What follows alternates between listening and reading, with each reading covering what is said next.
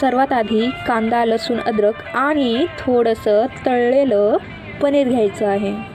त्याची पेस्ट करून घ्यायची आहे. त्यानंतर थोडेसे काजू तळून घेणे. मग तळून घेतलेले पनीर पाण्यात ठेवायचे, कारण पाण्यात ठेवण्याने पनीर मऊ राहतात.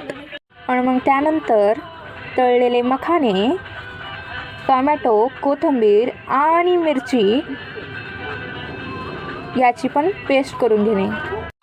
खड्या मसाल्यांमध्ये मी जिरा घेतला आहे, लाल मिरची घेतली आहे, तेजपत्ता घेतला आहे, थोडीशी हिंग, काळी मिरी, लवंग आणि दालचिनी. त्यानंतर मी मसाल्यांमध्ये हळद घेतली आहे, लाल मिरची पावडर घेतली आहे, धने पावडर घेतली आहे, शाही गरम मसाला घेतला आहे, किचन किंग मसाला घेतला आहे आणि कांदा लसूण मसाला. आता मी कढई चढवली आहे. आता मी यामध्ये थोडंसं तूप आणि बटर टाकला आहे.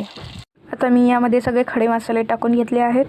आता याला मी चांगलं तळतळून घेऊन यामध्ये कांद्याची पेस्ट जी बनवली होती ती टाकणार आहे. यामध्ये मी कांद्याची पेस्ट टाकून घेतली आहे. आता मी यामध्ये थोडीशी हिंग टाकली आहे. आता मी टोमॅटोची पेस्ट टाकून घेतली आहे. मी याच्यामध्ये याला झाकून शिजवून घेणार आहे. आता मी याच्यामध्ये पनीर व त्याचं पाणी टाकून घेणार आहे. यामध्ये सगळे मसाले टाकून घेणार आहे.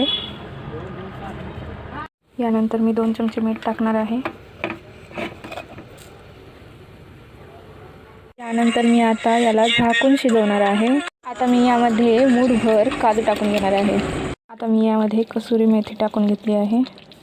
झाली आपली भाजी तयार, बघू शकता तुम्ही.